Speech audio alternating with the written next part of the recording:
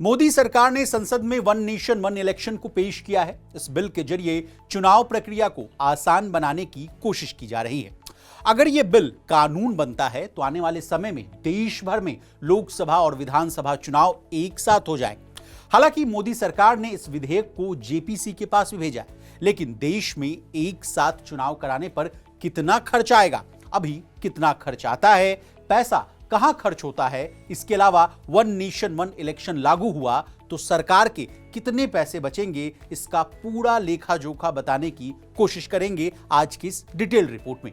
नमस्कार, आप देख रहे हैं मनी 9 और मैं हूं आपके साथ विशाल शर्मा। सबसे पहले अभी चुनाव कराने में कितना खर्च आता है, इससे कहानी की शुरुआत करते हैं।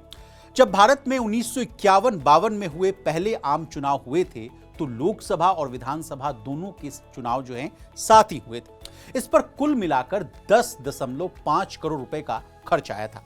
आम चुनाव इसे तब इसलिए कहा गया था क्योंकि देश और राज्यों के जो चुनाव थे, दोनों चुनाव जो थे साथ हो रहे थे। इसके बाद भारतीय चुनाव रिकॉर्ड तोड़ खर्चीले होते चले गए।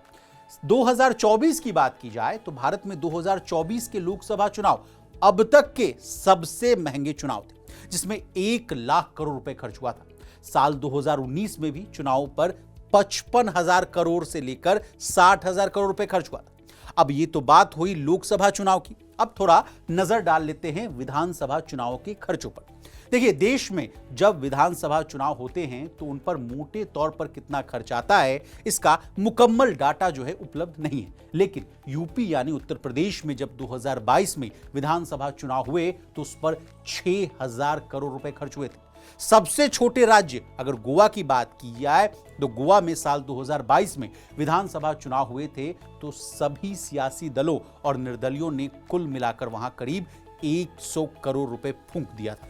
इसके अलावा चुनाव आयोग ने मोटे तौर पर इस राज्य में चुनाव कराने में तकरीबन 20 से 25 करोड़ रुपए खर्च किए थे। इस लिहाज से अगर भारत के सभी 28 राज्यों में विधानसभा चुनाव में होने वाला खर्च भी अलग अलग होता है तो ऐसा लगता है कि देश भर में इन विधानसभा चुनाव पर होने वाला खर्च भी अमूमन 1 लाख करोड़ रुपए के आसपास हो जाता है।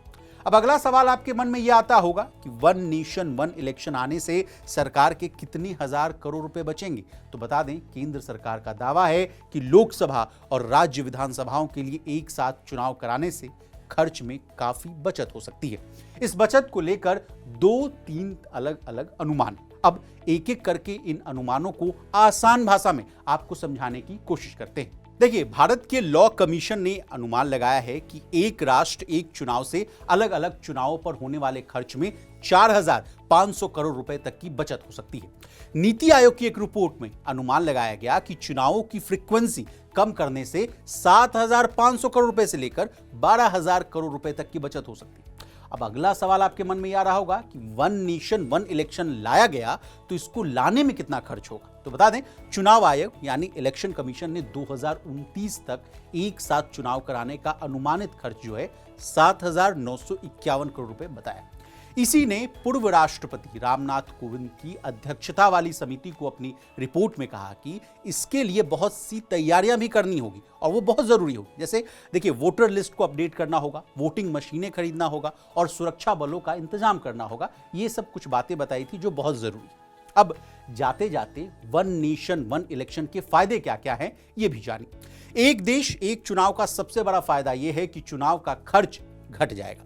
अलग अलग चुनाव कराने पर हर बार भारी भरकम राशि जो है, यानी जो पैसा है खर्च होता था, उस पर लगाम लगेगी। बार बार चुनाव होने से प्रशासन और सुरक्षा बलों पर जो बोझ पड़ता है, क्योंकि उन्हें हर बार चुनाव ड्यूटी करनी पड़ती है, उसमें भी कमी आएगी। एक बार में चुनाव निपट जाने पर केंद्र और राज्य सरकारें कामकाज पर अच्छी तरह से फोकस कर पाएंगी। देखिए, बार बार वह इलेक्शन मोड में नहीं जाएंगी और डेवलपमेंट के कामों पर ज्यादा फोकस दे पाएंगी। इसके अलावा एक ही दिन चुनाव होने से वोटरों की संख्या भी बढ़ेगी, क्योंकि उनको भी ये नहीं लगेगा कि चुनाव तो आते ही रहते हैं। वे घरों से निकलकर अपने प्रतिनिधियों का चुनाव करने में रुचि दिखाएंगे। अब हमने आपको वन नेशन वन इलेक्शन के बारे में तमाम जानकारियां दे दी। आपको हमारी ये डिटेल रिपोर्ट कैसी लगी, कमेंट कर जरूर बताइएगा। इसी तरह बिजनेस जगत से जुड़ी तमाम ताजा तरीन खबरों के लिए बने रहिए हमारे साथ और देखते रहिए मनी 9।